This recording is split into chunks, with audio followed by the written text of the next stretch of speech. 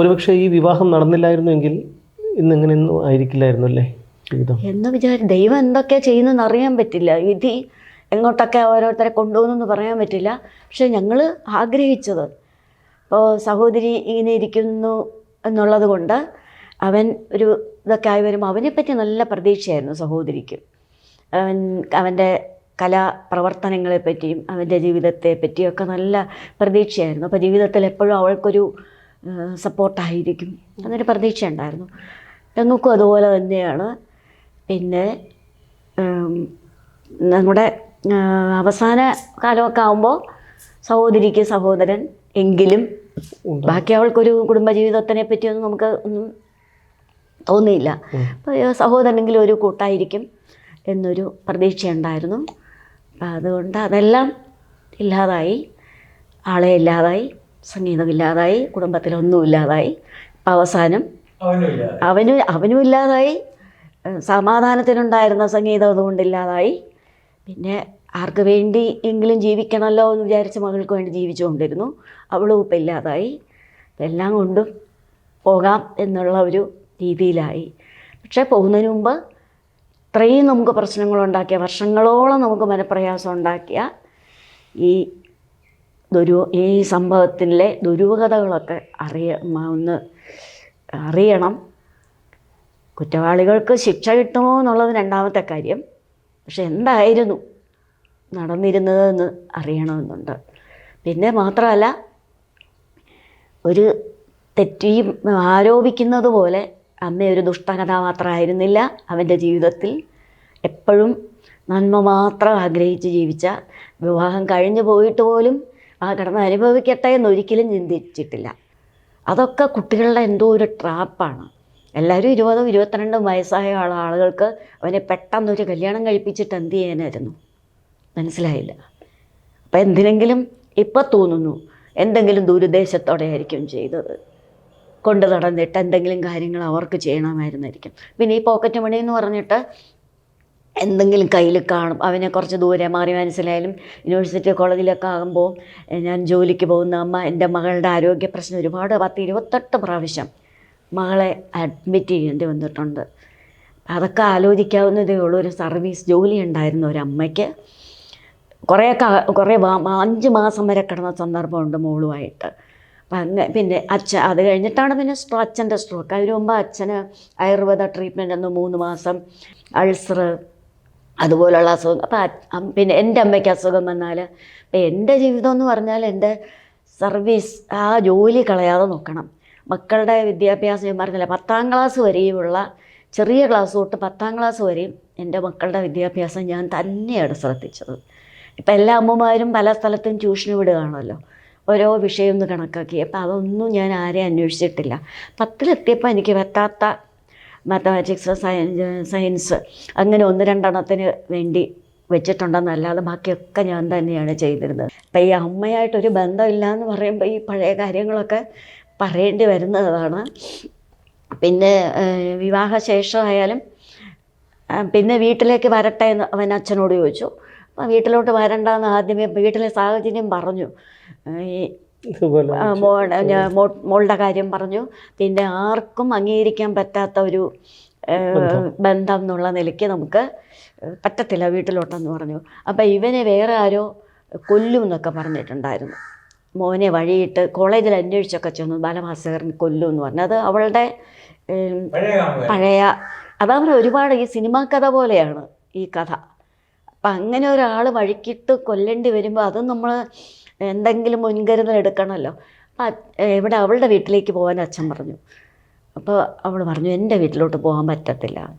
പിന്നെ ചെയ്യാവുന്ന എറണാകുളത്താണ് അച്ഛൻ്റെ വീട്. അവിടെ 2 അനിയന്മാരും ഒരു അനിയത്തിയൊക്കെ ഉണ്ട്. പിന്നെ അവിടെ കുറേ ദിവസം താമസിച്ചു. അത് കഴിഞ്ഞിട്ട് വീട് അന്വേഷിച്ചപ്പോഴും അച്ഛനാണ് ഓടി നടന്നത്. അവർക്ക് ജോലി ഇല്ലാത്തത് കൊണ്ട് അച്ഛൻ്റെ പേരിലാണ് ഒരു വീട് വാടകയ്ക്ക് കൊടുത്തത്. ജോലി ഇല്ലാത്തവർക്ക് ആരും വീട് കൊടുക്കത്തില്ല. 2 പേരും പഠിച്ചങ്ങോട്ട് ഇറങ്ങിയതേ ഉള്ളൂ. അപ്പം അങ്ങനെ പൂജപ്പുര തന്നെ ഒരു വീട് എടുത്തു. അവിടെ വീട്ടിലേക്കുള്ള സാധനങ്ങളൊക്കെ കൊടുത്തു. എല്ലാം അച്ഛന് സാമ്പത്തികമായിട്ട് സഹായിക്കാൻ പറ്റുന്നത് അമ്മ ശമ്പളം വാങ്ങിച്ച് നേരെ ബാങ്കിലോട്ട് കൊണ്ടിടുന്ന രീതിയായിരുന്നില്ല. ഞങ്ങൾ കിട്ടുന്ന ഒരുമിച്ച് ഉപയോഗിക്കുന്ന ആൾക്കാരാണ്. അതുകൊണ്ട് സ്വാതന്ത്ര്യത്തോടെ പണം ചിലവാക്കാനും അച്ഛന് പറ്റി. അതുകൊണ്ട് മോന് വീട്ടിലേക്ക് ആവശ്യമുള്ള സാധനങ്ങളൊക്കെ വാങ്ങിച്ചു കൊടുക്കുക, പിന്നെ കൂടെ പോയി വേണ്ട സാധനങ്ങളൊക്കെ വാങ്ങിച്ചു കൊടുക്കുക. പിന്നെ അസുഖങ്ങൾ വരുമ്പോൾ അവൻ്റെ പുറകെ നടന്ന് ഡോക്ടറെ കാണിക്കുക. വീട്ടിൽ തന്നെ ടൈഫോയിഡ്, ചിക്കൻ ബോക്സ് അങ്ങനെയുള്ള നല്ല വലിയ അസുഖങ്ങളൊക്കെ വന്നിട്ടുണ്ട്.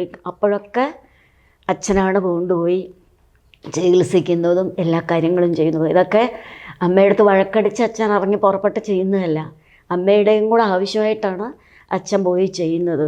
വീട്ടിൽ ഇരിക്കുന്ന ആളിന് അമ്മ കാവലും, പുറത്ത് പോയവന് അച്ഛൻ എല്ലാ കാര്യത്തിനും സപ്പോർട്ടായിട്ട് നടന്നു എന്നേ ഉള്ളൂ. അല്ലാതെ അമ്മ ഒരിക്കലും ഒന്നിനും എതിരായിരുന്നില്ല, എല്ലാം ചെയ്യുന്നതിന് കൂടെയായിരുന്നു. അത് കഴിഞ്ഞിട്ട് അവൻ ആൽബമൊക്കെ ചെയ്യുന്നപ്പോൾ ഞാൻ ഒരു ഭക്തിഗാന കാസറ്റ് ചെയ്തപ്പോൾ അവനെ കൊണ്ടാണ് അത് ചെയ്യിച്ചത്. ആ ആൽബത്തിൽ എൻ്റെ ലിറിക്സ് വേണമെന്ന് പറഞ്ഞിട്ട് ചെയ്തു. പിന്നെ വീട്ടിൽ വരാറുണ്ടായിരുന്നു. പിന്നെ വിവാഹശേഷം ഒരു 6 മാസമൊക്കെ കഴിഞ്ഞപ്പോൾ അമ്മാവൻ്റെ അടുത്ത് റെഗുലറായിട്ട് വന്ന് പിന്നെ പഠിക്കാൻ തുടങ്ങി. ഇവിടെ ഭാര്യയും വരാറുണ്ടായിരുന്നു. അമ്മൂമ്മയും അമ്മാവനും ചിറ്റന്മാരും എല്ലാവരുമായിട്ട് അവൾ സംസാരവും എല്ലാവരെയും കാണാറുണ്ടായിരുന്നു. അവരുടെയൊക്കെ മക്കളുമായിട്ട് ബന്ധമുണ്ടായിരുന്നു. ഞാനുമായിട്ട് ഒരു ബന്ധം ഉണ്ടായിരുന്നില്ല, അത്ര മാത്രമേ ഉള്ളൂ. ഈ വലിയ പ്രോഗ്രാമും കൂടുതൽ ലക്ഷങ്ങളും ഒക്കെ കിട്ടി തുടങ്ങിയപ്പോഴാണ് പിന്നെ അവർക്ക് ആ വീട്ടുകാർക്ക് സ്ഥലം വാങ്ങിക്കണം, വീട് വയ്ക്കണം, അവരുടെ ജീവിതം സേഫ് ആവണം എന്നൊക്കെ ഉള്ള ഇതൊക്കെ ഉണ്ടായിരുന്നുള്ളൂ. അപ്പോഴൊക്കെ ഞങ്ങൾക്ക് പേടിയായിരുന്നു, സംഗീതം ഇല്ലാതാവുകയാണ്. അത് പ്രാക്ടീസ് ചെയ്യാനുള്ള സമയം മുഴുവൻ ഇങ്ങനത്തെ കാര്യങ്ങൾക്കാണ് ചിലവാക്കിക്കൊണ്ടിരുന്നത്. പഠിത്തം മുന്നോട്ട് പോകുന്നില്ല. MA ഒക്കെ കഴിച്ചു കൂട്ടി, അത് ഒരു 2nd ക്ലാസ്സിലൊക്കെ ഒതുങ്ങി. അതിനപ്പുറത്തോട്ട് പഠിക്കുന്നതിനെ പറ്റിയോ ഒരു ജോലിക്ക് ശ്രമിക്കുന്നതിനെ പറ്റിയോ ഒന്നും ശ്രദ്ധിച്ചില്ല. പണം ഉണ്ടാക്കുക, പ്രോഗ്രാമിനൊക്കെ പോകുമായിരുന്നു, അത് എല്ലാവരുടെ ആവശ്യമായിരുന്നത് കൊണ്ട് പ്രോഗ്രാമിനൊക്കെ പോയി. അവസാനം 5 ലക്ഷം വരെ കിട്ടുന്ന അവസ്ഥയിലെത്തി. വീട് വലുതായിട്ട് വെച്ചു. അതും അച്ഛനും അമ്മാവനും ഒക്കെ പറഞ്ഞു, വീട് എപ്പോഴും ഒരുപാട് കടം ഉണ്ടാക്കാതെ ഒരു രീതിയിൽ വേണം വയ്ക്കാൻ. എമർജൻസി വരുമ്പോൾ അല്ലെങ്കിൽ അതിന് ബുദ്ധിമുട്ടുണ്ടാവും. അത് കേട്ടില്ല. വലിയ വീട് വച്ചു. വില കൂടിയ വാഹനങ്ങളൊക്കെ വാങ്ങിച്ച് മാറി മാറി ഒന്ന് വിൽക്കും, വേറൊന്ന് വാങ്ങിക്കും. അങ്ങനെയൊക്കെ ആഡംബരമായിട്ട് തന്നെ ജീവിതം ഒന്നിന് പോയി. ബെൻസ് അവസാനം ഒരു BMW വരെ അഡ്വാൻസ് കൊടുത്ത് അവന് സാൻഡ്രോയിൽ തുടങ്ങിയതാണ്. അതിങ്ങനെ വിൽക്കും. അങ്ങനെ ഒരു ആഡംബര ജീവിതത്തിനൊക്കെ പോയത് ഞങ്ങൾക്ക് പേടിയായിരുന്നു. ഒരു സ്ഥിര വരുമാനം അല്ലല്ലോ. സ്ഥിര വരുമാനം അല്ലാതെ എപ്പോഴും നമ്മൾ ഈ ഒരു വയലിനിസ്റ്റിന് പ്രോഗ്രാം കിട്ടും. അത് തന്നെ അവർക്ക് മനസ്സിലായി. വെള്ളപ്പൊക്കം വന്നപ്പോൾ ഉള്ള പ്രോഗ്രാമൊക്കെ ക്യാൻസലായി. അപ്പം തന്നെ അതിൻ്റെ ഒരു വിഷമമൊക്കെ തോന്നി തുടങ്ങി. അപ്പം അച്ഛൻ ചോദിച്ചു, നിനക്ക് ബുദ്ധിമുട്ടുണ്ടോ, പണം വല്ലതും വേണ്ട, ഞാൻ കുറേ പേർക്കൊക്കെ പണം കൊടുത്തു. അപ്പോഴാണ് ഈ കൊടുത്തതിൻ്റെ കാര്യമൊക്കെ പറയുന്നത്. പൈസ കുറേ പേർക്കൊക്കെ കൊടുത്തിട്ടുണ്ട്. 10 ലക്ഷം വരെ പൂന്തോട്ടത്തിൻ്റെ മോന് ഓസ്ട്രേലിയയിലെവിടെ പഠിക്കാൻ പോകുന്നതിന് കൊടുത്തിട്ടുണ്ട്.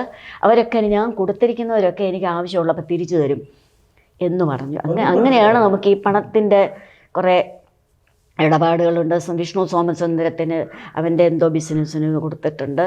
ഇങ്ങനെയൊക്കെ കുറേ കാര്യങ്ങളൊക്കെ അപ്പോൾ പറഞ്ഞു. അപ്പോൾ അച്ഛന് തരേണ്ട സന്ദർഭം ഞാൻ പറയാം, ഞാൻ ഗ്രാമിക്ക് വേണ്ടി ഒരു വർക്ക് ചെയ്യും, അപ്പോഴച്ഛൻ എന്നെ സഹായിച്ചാൽ മതി എന്ന് പറഞ്ഞു. അങ്ങനെയപ്പോൾ ഞങ്ങൾക്ക് വലിയ ഒരു പേടിയായിരുന്നു. ഈ കടം കൊടുപ്പ് പ്രശ്നമാവും എന്നൊക്കെ തോന്നിയിട്ടുണ്ട്. വിശ്വസിച്ച ഒരു വേറൊരു റെക്കോർഡൊന്നും ഇല്ലാതെയായിരിക്കും കൊടുത്തിരിക്കുന്നത്. അതൊക്കെ പ്രശ്നം. അതുകൊണ്ടാണ് ഈ അപകടം പറഞ്ഞപ്പോൾ നമുക്ക് ദുര്യോധന എടുത്തത്. ഭാര്യയ്ക്ക് പങ്കുണ്ടെന്ന് പറയുന്നില്ല, പക്ഷേ ഈ അവന് സാമ്പത്തിക ബുദ്ധിമുട്ടങ്ങനെ വരാൻ ആയില്ല. എന്ന് വെച്ചാൽ ഇടയ്ക്ക് 1 വർഷമാണല്ലോ ഈ വെള്ളപ്പൊക്കത്തിൻ്റെ കൊണ്ട് ഒരു ക്യാൻസലായത്. പക്ഷേ പണം വലിയ തുകയൊക്കെ ആയി തുടങ്ങിയല്ലോ. കല്യാണത്തിൻ്റെ പ്രോഗ്രാം അല്ലെങ്കിൽ ഈ കൂടെയൊക്കെ നടക്കുന്നവരും തന്നെ പ്രോഗ്രാം പിടിച്ചുകൊണ്ടുവരും, അവർക്ക് കമ്മീഷൻ കൊടുക്കണം, അങ്ങനെയൊക്കെ എപ്പോഴും തിരക്കിലായിരുന്നു. ഒരുപാട് ഉണ്ടാക്കാറുണ്ട്. ഒരു ഈവൻറ്റ് മാനേജ്മെൻറ്റ് വഴിയൊക്കെ ഒരുപാട് പ്രോഗ്രാം നടക്കുന്നുണ്ട്. 3.5 ലക്ഷമെന്നോ 4 ലക്ഷം 5 ലക്ഷം വരെയൊക്കെ എത്തിയിട്ടുണ്ടല്ലോ. അപ്പോൾ പെട്ടെന്ന് ഇങ്ങനെ ഒരു വെള്ളപ്പൊക്കം വന്നപ്പോൾ അവന് തോന്നി ഇനി ഭാവിയിൽ ഇതുപോലത്തെ ദുരന്തങ്ങളൊക്കെ വരാമല്ലോ. അല്ലാതെ ഒരിക്കലും അവന് പിന്നെ സാമ്പത്തിക ബുദ്ധിമുട്ട് വന്ന് കാണത്തില്ല. ഞങ്ങൾ അങ്ങോട്ട് ചോദിച്ചതാണ്. എന്നുവെച്ചാൽ ഞങ്ങൾ അവന് വേറെ കൊടുക്കുന്നില്ലല്ലോ, മോൾക്ക് മാത്രം. മോളെന്ന് വെച്ചാൽ ഒന്നിനും ചിലവാക്കിക്കത്തില്ല. അതിൻ്റെ ആഹാരത്തിന് പോലും ഞങ്ങൾക്ക് അധികം ചിലവില്ല. ഡ്രസ്സിനാണ് ഒന്നിനും അവൾ പണം ചിലവാക്കിക്കാറില്ല. വളരെ മിനിമം ആഹാരം, ഞങ്ങളും അതുപോലെ വേറെ ഒരു കാര്യത്തിനും ചിലവാക്കാതെ അങ്ങനെ ഒരു ജീവിതം പോവുകയായിരുന്നു. വളരെ ചെറിയൊരു വീട് വെച്ചു, വളരെ സാധാരണ ഒരു ജീവിതമായിരുന്നു. അപ്പോൾ അവന് നമ്മൾ എന്തെങ്കിലും കൊടുക്കാം എന്ന് വിചാരിച്ചതാണ്. ഇങ്ങനെ ഒരു സന്ദർഭത്തിൽ വേണമെന്ന് ചോദിച്ചൊന്നുമില്ല. അപ്പോഴാണ് കൊടുത്തവരൊക്കെ തിരിച്ചു തരും എന്ന് പറഞ്ഞത്. മറ്റാരുടെ പേരിലാണ്? ബാലുവിൻ്റെ പേരിലാണ് എന്നാണ് തോന്നുന്നത്. അവരുടെ ഇതിലാണ് ഒരു ഫ്ലാറ്റ് വാങ്ങിച്ചു, അതിൻ്റെ പരസ്യമൊക്കെ ഇവനെ കൊണ്ട് ചെയ്യിച്ചു. അപ്പം അതിൻ്റെ ഫർണിഷിങ്ങിൽ എന്തോ കള്ളത്തരം വിഷ്ണു ചെയ്തു എന്ന് പറഞ്ഞിട്ട് വിഷ്ണുവുമായിട്ട് കുറച്ച് അകൽച്ചയിലായിരുന്നു എന്ന് പിന്നെ കൂടെ ഉണ്ടായിരുന്ന ഒരു തബലിസ്റ്റൊക്കെ അവർ പറഞ്ഞു. അപ്പോൾ വിഷ്ണു സോമസുന്ദരത്തിന് കുറച്ച് കള്ളത്തരമുണ്ട്, ഞങ്ങളത് നേരത്തെ സൂചിപ്പിച്ചിട്ടുണ്ടെന്നൊക്കെ പറഞ്ഞു. എന്തൊക്കെയാണ് അറിഞ്ഞത്, ആരാണ് കള്ളൻ ആരാണ് സത്യവാൻ എന്നൊന്നും നമുക്കറിയില്ല. പക്ഷേ എന്നെ സംബന്ധിച്ചിടത്തോളം ആരും ശരിയല്ലായിരുന്നു. അവൻ്റെ കൂടെ കൂടിയവരാരും അവനോട് സ്നേഹമുള്ളവരായിരുന്നില്ല. അവനോടോ അവൻ കൊണ്ടു നടക്കുന്ന കലയോടോ സ്നേഹമുള്ളവരോ ആത്മാർത്ഥതയുള്ളവരോ ആയിരുന്നില്ല. നേട്ടങ്ങൾ മാത്രം ആഗ്രഹിച്ചു. അത്രയേ ഉള്ളൂ. ഒരു പണം ഉണ്ടാക്കുന്ന യന്ത്രം എന്ന് മാത്രമേ തോന്നും. അവൻ്റെ പണവും അവൻ്റെ പേരും പലതിനും എല്ലാവർക്കും പ്രയോജനമായിരുന്നു. അതിനുവേണ്ടി ഞങ്ങളുടെ അടുത്തോട്ട് വരരുത്, ഈ ഞങ്ങളുമായിട്ടൊരു ബന്ധം വലുതായിട്ട് പാടില്ല. അവൻ വരും, ഓണക്കോടി തരും, അല്ലെങ്കിൽ മൊബൈൽ വാങ്ങിച്ചു തന്നു. ചേച്ചിക്ക് അവസാനം സഹോദരിക്ക് ഒരു മൊബൈൽ വാങ്ങിച്ചു കൊടുത്തു. ഇങ്ങനെ കുറേ കാര്യങ്ങളൊക്കെ അവൻ ചെയ്യും. എനിക്കും ഒരു ചെറിയ കീബോർഡൊക്കെ വാങ്ങിച്ചു തന്നു. ഒരുപാട് ഈ പ്രോഗ്രാമിനൊക്കെ കൊണ്ട് നടക്കുന്നതല്ല. ഞാൻ സംഗീതം വീട്ടിൽ പഠിപ്പിക്കുമായിരുന്നു. ഞാൻ പറഞ്ഞല്ലോ, സംഗീതം ഇല്ലാത്ത ഒരു ജീവിതം എനിക്ക് ആലോചിക്കാൻ പോലും പറ്റില്ല.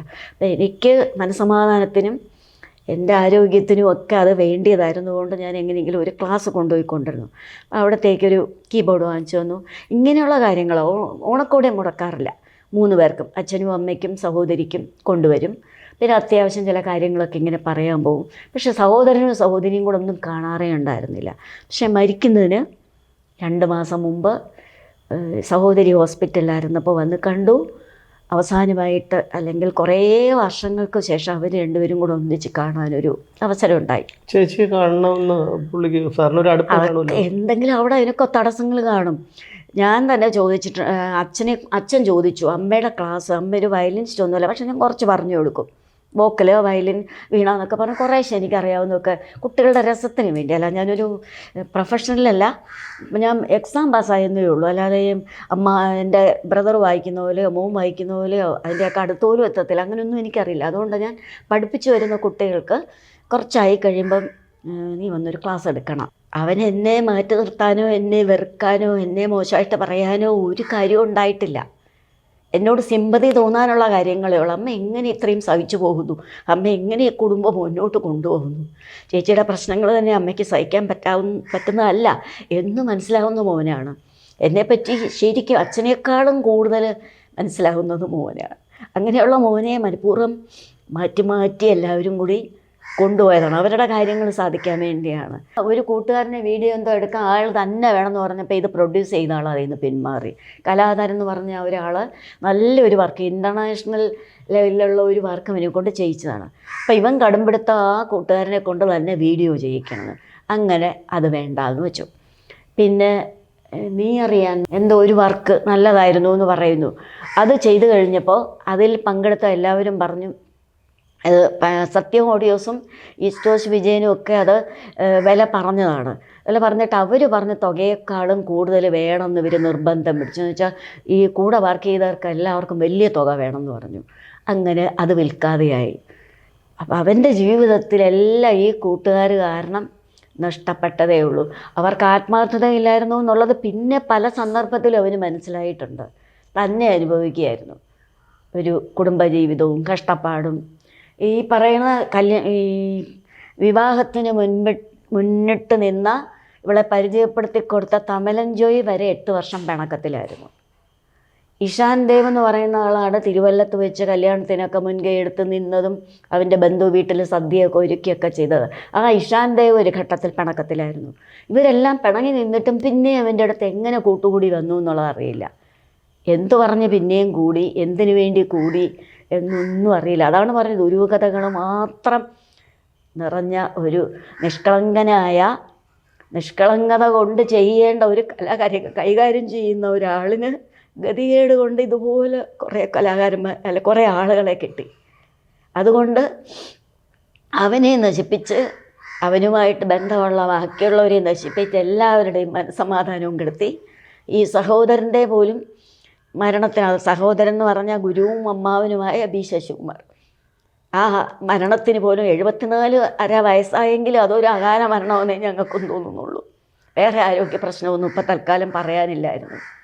അങ്ങനെ എല്ലാത്തിനും കാരണക്കാരായ സുഹൃത്ത് വലയമാണ് അവനുണ്ടായിരുന്നത്. സുഹൃത്തുക്കളോ പിന്നെ ബന്ധുക്കളെന്ന് പുതിയതായിട്ട് കൂടിയ അവർ ഒരു ആ പൂന്തോട്ടത്തിൽ അവരൊക്കെ ഒരു ഇൻ്റർവ്യൂവിന് പറയുന്നത് അച്ഛനമ്മമാർ സ്നേഹം കൊടുത്തില്ല, ഞങ്ങളാണ് അത് കൊടുത്തത്, ഞങ്ങൾ തള്ളിക്കളഞ്ഞിരുന്നു.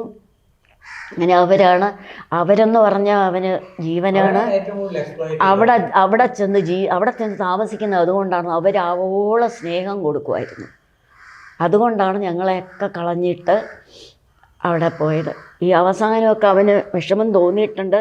സഹോദരി എന്ന് പറയുന്ന ആൾ വളരെ ഡിപ്രസ്ഡായിരുന്നു.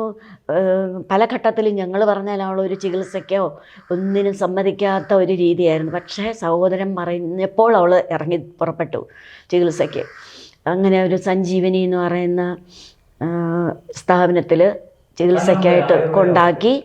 അവിടുത്തെ ഡോക്ടറോട് പറഞ്ഞു, ഇനി എൻ്റെ സഹോദരിയുടെ ചികിത്സാ ചിലവ് മുഴുവൻ ഞാനാണ് വഹിക്കുന്നത്, എൻ്റെ ഉത്തരവാദിത്തത്തിലാണ് ഈ ചികിത്സ, അപ്പോൾ ഡോക്ടർ അച്ഛൻ്റെ നിന്നൊന്നും വാങ്ങിക്കരുത് എന്ന് പറഞ്ഞിട്ട് അവിടെ. പക്ഷെ ഞങ്ങൾ അങ്ങനെ ഉദ്ദേശിച്ചല്ല, സാമ്പത്തിക സഹായത്തിനല്ല, അവൻ്റെ വാക്കും അവൻ്റെ ഇടപെടലും ഞങ്ങൾക്ക് പ്രയോജനം ചെയ്തു. അതുകൊണ്ടാണ് അവൻ നിർബന്ധമായിട്ട് വീട്ടിൽ തന്നെ ഇരുന്നു. ഞാൻ ഇവിടുന്ന് പോവുള്ളൂ, ചികിത്സയ്ക്ക് ഇറങ്ങിയേ പറ്റുള്ളൂ എന്ന് പറഞ്ഞൊരു വാശി പിടിച്ചിട്ടാണ് അന്ന് അവൾ സഞ്ജീവനിയിലേക്ക് ഇറങ്ങിയത്. അവൾക്കും വളരെ സന്തോഷമായി. സഹോദരൻ അവളുടെ ജീവിതത്തിൽ മടങ്ങി വന്നു, അവളുടെ ജീവിതത്തിൽ ഇടപെടുന്നു എന്നുള്ളതൊക്കെ. എന്നിട്ട് അവൾക്കൊരു മൊബൈൽ വാങ്ങിച്ചു കൊടുത്തിട്ട് ഇനി തുടങ്ങാവുന്നതേ ഉള്ളൂ ജീവിതം എന്ന് പറഞ്ഞിട്ട് ഒരു പുസ്തകമൊക്കെ വാങ്ങിച്ചു കൊടുത്തു. അതൊക്കെ വായിച്ചിട്ട് ജീവിതത്തിലേക്ക് തിരിച്ചു വരുന്നതിനും ചികിത്സ നല്ലപോലെ പോയിട്ട് ഒരു ജീവിതം ഇനി ഉണ്ടാവും എന്നുള്ള ഒരു ധൈര്യമൊക്കെ അവൾക്ക് കൊടുത്ത് എന്തൊക്കെയോ നടക്കുമെന്ന് ഞങ്ങൾക്ക് ഒരു തോന്നലും. ഇത് നമ്മുടെ കാലശേഷവും അവൾക്കാരും ഇല്ലല്ലോ എന്നുള്ള വിഷമമായിരുന്നു. ഒറ്റപ്പെട്ടൊരു ആരും ഇല്ലാത്ത എന്താണെന്ന് വെച്ചാൽ മറ്റുള്ളവരുണ്ട്, എൻ്റെ സഹോദരങ്ങളും എല്ലാം അവൾക്ക് വേണ്ടി എന്തും ചെയ്യും. വീട്ടിൽ ആദ്യം ഉണ്ടായ മോള്. പക്ഷേ അവൾ ആരുമായിട്ടും അടുപ്പത്തിലല്ലായിരുന്നു. ആരെയും കാണുന്നത് ഇഷ്ടമല്ല. പുറത്തോട്ടിറങ്ങാത്ത ഒരു സന്ദർഭത്തിലാണ് അവൻ വന്നത്. ഞങ്ങൾക്കൊരു പുനർജന്മം ഉണ്ടായതുപോലെ. എപ്പോഴും സഞ്ജീവനിയിൽ വരും, ഈ ചികിത്സാ കാര്യങ്ങൾ അന്വേഷിക്കും, മൊബൈലിൻ്റെ കാര്യങ്ങളൊക്കെ പറഞ്ഞു കൊടുത്ത്, വൈഫൈയുടെ കാര്യമെല്ലാം പറഞ്ഞു കൊടുത്ത്, ഇതൊന്നും ഉപയോഗിക്കാതെയൊക്കെ ഇരിക്കുന്നവളായിരുന്നു. അതെല്ലാം പറഞ്ഞു കൊടുത്ത് അവളെ തിരിച്ച് ജീവിതത്തിലേക്ക് കൊണ്ടുവരികയായിരുന്നു. ട്രീറ്റ്മെൻറ്റ് നല്ല രീതിയിൽ വരികയായിരുന്നു. 14 ദിവസം കഴിഞ്ഞപ്പോഴാണ് അടുത്ത ഇടുത്തിയായിട്ട് ആക്സിഡൻറ്റ് നടന്നത്. സെപ്റ്റംബർ 24. അതും ആക്സിഡൻറ്റ് 3:45 മണിക്ക് നടന്നിട്ട് 5:45 മണിക്കാണ് ഞങ്ങളെ വിളിച്ചു പറയുന്നത്. ഈ അച്ഛനുമായിട്ട് തമ്പിക്കൊന്നും ഒരു വിരോധവുമില്ല. ഞങ്ങൾ എവിടെയാണെന്ന് തമ്പിക്ക് ബാലു പോകുന്ന വഴിയെല്ലാം തമ്പിക്കറിയാം. എവിടെ പോയി, എന്ത് ചെയ്തു, ചേച്ചിയുടെ ചികിത്സ, അല്ലെങ്കിൽ ഞങ്ങൾക്ക് വേണ്ടി ഒരു വീട്. ഞങ്ങളൊരു ചെറിയ വീട്ടിലാണ് താമസിക്കുന്നത്. ഞങ്ങൾക്കെന്ന് വെച്ചാൽ മക്കളൊക്കെ ഇങ്ങനെ, മോളൊരു വശത്ത് ഇങ്ങനെ, മോൻ വേറൊഴുക്ക് പോയി, ഞങ്ങൾക്കൊരു ജീവിതത്തിനെ പറ്റി പിന്നെ ചിന്തിക്കാനില്ലാത്തതുകൊണ്ട് തൽക്കാലവും സുരക്ഷിതമായിട്ടൊരു വീട് വേണം, അത്ര മാത്രമേ ഞങ്ങൾ കരുതിയുള്ളൂ. അപ്പോൾ കാറ് വരാനുള്ളൊരു അസൗകര്യമൊക്കെ ഉണ്ട്. അപ്പോൾ അവൻ ഞങ്ങൾക്കൊരു വീടിനെ പറ്റിയും ചിന്തിച്ചു. അച്ഛൻ സ്ട്രോക്കൊക്കെ വന്ന് കാണാം, അച്ഛന് പെട്ടെന്ന് എമർജൻസിയിൽ ഒരു ഹോസ്പിറ്റലിൽ പോകണം, ആംബുലൻസ് കൊണ്ടുവരണം, അതുകൊണ്ട് ഈ വീട്ടിൽ താമസിച്ചാൽ ശരിയാവത്തില്ല എന്ന് പറഞ്ഞ് ഞങ്ങൾക്കൊരു വീടുമൊക്കെ അന്വേഷിച്ചു തുടങ്ങി. 90 ലക്ഷം വരെയുള്ള ഫ്ലാറ്റോ വീടോ എന്തൊക്കെ അന്വേഷിച്ചു. അപ്പോഴൊക്കെ തമ്പി കൂടെ കാണും. സഞ്ജീവനിൽ തമ്പി കൂടെയുണ്ട്, എല്ലാ സ്ഥലത്തും തമ്പി കൂടെയുണ്ട്. അപ്പോൾ അവൻ്റെ നീക്കങ്ങൾ, അവൻ്റെ സംസാരം, അവൻ്റെ ഇടപെടലെല്ലാം തമ്പിക്കറിയാം. അതൊക്കെ വീട്ടിലും കൂട്ടുകാരുടെ ഇടയ്ക്കും ചർച്ചയായി കാണും. പെട്ടെന്ന് അവൻ ഞങ്ങൾക്ക് വേണ്ടി കോടികൾ ചിലവാക്കാൻ, 90 എന്ന് പറഞ്ഞാൽ ഏതാണ്ട് 1 കോടിയുടെ അടുക്കുമല്ലോ, ആ ചിലവ് സഹോദരിയുടെ ചികിത്സ ഏക്കാൻ പോണു, ഇങ്ങനെ എന്തൊക്കെയോ സംഭവിക്കാൻ പോകുന്നു എന്ന് അവരുടെ ഇടയ്ക്കൊക്കെ ഒരു സംസാര വിഷയമായി കാണും. കുട്ടിയുടെ ജീവിതം എന്ന് പറഞ്ഞാൽ ഭാവിയിൽ കരുതണമെന്നോ, അല്ലെങ്കിൽ വല്ലവർക്കും കൊടുത്തോ ഒക്കെ തിരിച്ച് കിട്ടണമെന്നോ, അല്ലെങ്കിൽ യാത്രകളൊക്കെ ഒഴിവാക്കണമെന്നോ എന്തൊക്കെയോ പറഞ്ഞു. ഞങ്ങളോടും പറഞ്ഞു, ഞാൻ ഇനി ഈ വിദേശ യാത്രയൊക്കെ ഒഴിവാക്കുകയാണ്, ഈ കല്യാണ പ്രോഗ്രാം അതുപോലത്തെ പ്രോഗ്രാമൊക്കെ ഉപേക്ഷിച്ചിട്ട് ശാസ്ത്രീയ സംഗീതത്തിൽ കൂടുതൽ കോൺസെൻട്രേറ്റ് ചെയ്യാൻ പോവുകയാണ്. കച്ചേരികൾ വായിക്കും, അമ്മാവിൻ്റെ കൂടെയും പിന്നെ ക്ലാസ്. അത് ഞങ്ങളെപ്പോഴും പറയുമായിരുന്നു, എനിക്കൊരു സ്കൂൾ തുടങ്ങാം. പിന്നെ കൂട്ടുകാരി അടുത്ത കാലത്ത് ഇവനെ പ്രേരിപ്പിച്ചിട്ട് ഹോട്ടൽ കൂട്ടുകാരൻ ചേർന്നിട്ട് വീടുകളെടുത്തിട്ട് അവിടെ ഷെഫിനെ അന്വേഷിച്ചു, പാത്രങ്ങളെടുത്തു, 80,000 രൂപയോ വാടകയ്ക്കൊക്കെ. അപ്പോൾ അതിങ്ങനെ ഓരോ വീടുകളൊക്കെ കാണാം. അതും ഞങ്ങൾക്ക് പേടിയായിരുന്നു. ഒരു കൂട്ടുകാരൻ അവനുമായിട്ട് വന്നിട്ട് ഇങ്ങനെ പറഞ്ഞു, അച്ഛൻ പറഞ്ഞു, നിനക്ക് വേറെ പണിയില്ലേ, നിനക്കൊരു നല്ല വിദ്യ അറിയാലോ, അതല്ലാതെ ഇതിനുപോലുള്ള ബിസിനസ്സൊക്കെ നിന്നെക്കൊണ്ട് പറ്റുന്നതല്ല. അതൊക്കെ എന്തൊക്കെ പ്രേരിപ്പിക്കുകയാണ് അവനെക്കൊണ്ട് പറ്റുന്നതല്ല ബിസിനസ്. ബാലുവിൻ്റെ ജീവിതം എന്ന് പറഞ്ഞാൽ ഒരു പരാജയമെന്നേ എനിക്ക് പറയാൻ പറ്റും. അത് ലോകത്തിൻ്റെ മുമ്പിൽ അവൻ ഞെളിഞ്ഞു നിന്ന് പറയുന്നത് ചിലപ്പം തിരിച്ചായിരിക്കും. എന്നുവെച്ചാൽ വെട്ടിപ്പിടിച്ചു, എന്തൊക്കെയോ കിട്ടി, നല്ലൊരു കുടുംബജീവിതമായിരുന്നു, ഇത്രയും മാതൃകയായിട്ട് വേറൊരു കുടുംബമില്ലാന്ന് വരെയൊക്കെ ആളുകൾ പറയത്തക്കവണ്ണം പറയുന്നുണ്ടായിരിക്കും. എന്ന് വെച്ചാൽ തനിയെ ഇറങ്ങി തിരിച്ചു, വേറെ ആരെയും കുറ്റം പറഞ്ഞിട്ട് കാര്യമില്ല എന്നുള്ളത് കൊണ്ട് ആരെങ്കിലുമൊക്കെ സഹായിക്കാൻ വേണ്ടി പറയുന്നതായിരിക്കും. അല്ലാതെ അവൻ എന്ന വ്യക്തി, അവൻ എന്ന കലാകാരൻ ഒക്കെ വേണ്ടത്ര ശോഭിച്ചില്ല. അവൻ്റെ ആരോഗ്യവും അവൻ്റെ കലാപരമായ പ്രവർത്തനങ്ങളും ഒക്കെ അതിനുശേഷം നന്നായി എന്ന് എനിക്ക് പറയാൻ സാധ്യമല്ല. മുഴുവൻ പരാജയമായിരുന്നു എന്നേ പറയാൻ പറ്റൂ. കുടുംബം നഷ്ടപ്പെട്ടില്ലേ? ഒന്നും നഷ്ടപ്പെട്ടില്ല എന്ന് പറയുന്ന കൂട്ടത്തിൽ ഒരു നല്ല കുടുംബത്തിന് നഷ്ടപ്പെട്ടു. ഒരിക്കലും മാറ്റി നിർത്താൻ പറ്റാത്ത കുറേ ബന്ധങ്ങളാണ് അങ്ങനെ പോയത്. മുഴുവനായിട്ടല്ലെങ്കിലും ഭാഗികമായിട്ടെങ്കിലും നഷ്ടപ്പെട്ടു. അതുകൊണ്ടുള്ള മനസ്സമാധാനം പോയി. സഹോദരി, അച്ഛൻ, അമ്മ, കുറേ മറ്റ് പല ബന്ധങ്ങളും നല്ല രീതിയിൽ പോയില്ല. കിട്ടിയത് ഇതുപോലെ ഏത് സമയവും പറ്റിക്കുന്ന കുറേ സുഹൃത്തുക്കളും ഒരു കുടുംബവും. അതാണ് സംഗീതത്തിൽ തന്നെ. അതുകൊണ്ടാണ് അവൻ നിരാശനായിരുന്നു. എനിക്കിനി അതൊന്നും ചെയ്യണ്ട, എനിക്ക് സംഗീതത്തിൽ കോൺസെൻട്രേറ്റ് ചെയ്യണം, ഇഷ്ടംപോലെ ശാസ്ത്രീയമായിട്ട് വായിക്കണം, കുട്ടികളെ പഠിപ്പിക്കണം, ഇങ്ങനെയുള്ള ആഗ്രഹങ്ങളാണ് അവൻ പറഞ്ഞത്. അല്ലാതെ വെട്ടിപ്പിടിക്കണം, പുറത്തൊക്കെ പോകണം, അങ്ങനെയുള്ള ആഗ്രഹങ്ങളൊന്നും അവന് അവസാനം ഇല്ലായിരുന്നു. അപ്പം എന്തിലെങ്കിലുമൊക്കെ പെട്ടുപോയത് കൊണ്ടാണോ എല്ലാം മടുത്തുപോയി. അതുകൊണ്ട് ഒരു പരാജയം എന്ന് തന്നെ ആവർത്തിച്ച് പറയേണ്ടി വരും.